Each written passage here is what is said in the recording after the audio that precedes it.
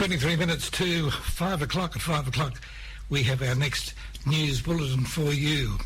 But right now, I'd like to welcome to the program by telephone Matthew Mullane from the 3Bridges. Good afternoon, Matthew. Welcome to the program. Hi, Paul. Thanks very much for having me. My pleasure, mate. Now, what's been happening at 3Bridges? Thanks, Paul. Look, a lot's been happening at 3Bridges. We've recently grown our services. We've just gone through a re-registration with the NDIA. So we've registered 4 new services. We've listened to the community and the needs of southeastern Sydney. We've come up with some new services that we've registered along with our prior registrations as well. So a lot of those new services include exercise physiology, counselling.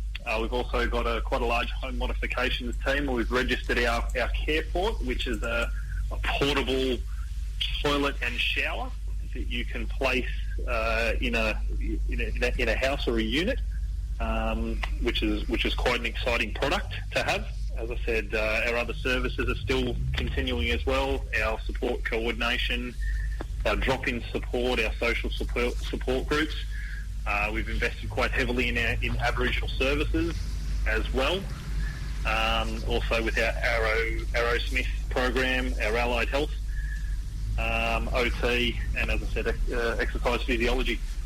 You cover a lot of ground there, don't you? And not only that, you're not just in St George's Parade there at Penshurst anymore, are you? You're also at Cars Park and Cogra, and the list goes on. You've certainly expanded. Menai, Mortdale. So we definitely cover Oatley as well. A lot of the NDIS services also, we reach into Sydney, Eastern Sydney itself. So basically just this side of the bridge. So we cover a lot of Randwick, Surrey Hills, etc. We also go down as far as Waterfall and Wollongong Way as well. So we really have an emerging footprint. But as I said, that's just to do with the needs of the greater local community now, I guess, as well. So, as I said, taking that into consideration when we put on services, we listen to the needs of everyone and try and support where we can. Yeah, you listen to the needs of the people in the community. I'm just wondering, what did people do before 3Bridges came on the scene? How did they get through? Look, great question. I think there was a real gap in services, not only within our local community, but within a lot of local communities. I think there was a lot of men and women out in the community missing out on the supports and services that they really required to live, their best lives. So I think that's really been shown up now that the NDIA has come along with the NDIS plans. So people are now being able to access that, and I don't think it was never more evident than in just recently with our COVID crisis. Yes. We had so many people reaching out for support.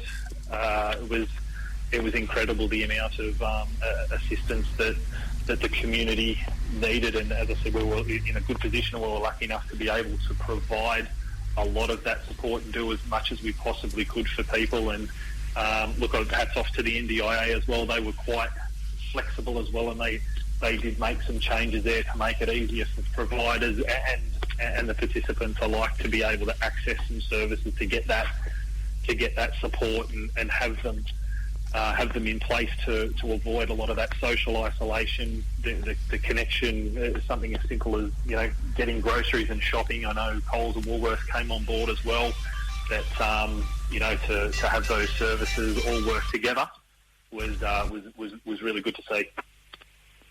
Yes, and I guess a lot of the work was done by volunteers, and I guess you're always looking for volunteers, aren't you?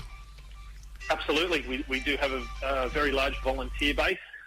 We are looking for volunteers, so if anyone out there is listening, 1300 327 434.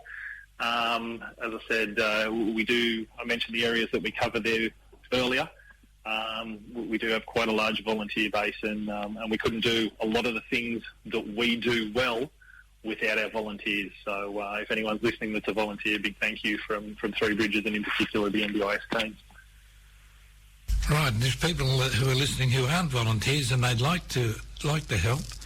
That number again, 1300 327 434.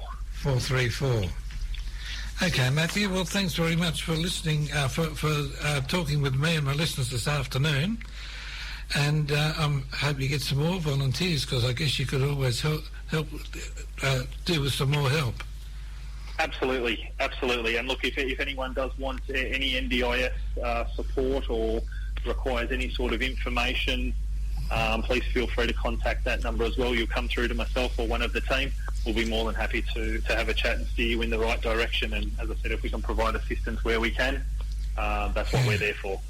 Because, as you say, a lot of people, because of the coronavirus, have been stood down from work and maybe are struggling at the moment, and they need somebody like 3Bridges for support.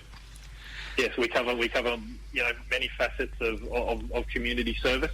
Yeah. So, as I said, we're more than willing to support where we can. So, and if people are struggling, spreading the word. Yeah, if people are struggling, same phone number, is it? 1300 327 434. Yep, that'll come through to our admin team. You can mention the requirements there, and you'll be transferred to the correct team. Okay. Thanks again, Matt, for taking time out of a busy schedule to talk with me and my listeners this afternoon. No problem. Thanks very much for having me. My pleasure, Matthew. Matthew Mullane from 3Bridges brought the time to 16 minutes to 5 o'clock, 90.1 NBC FM.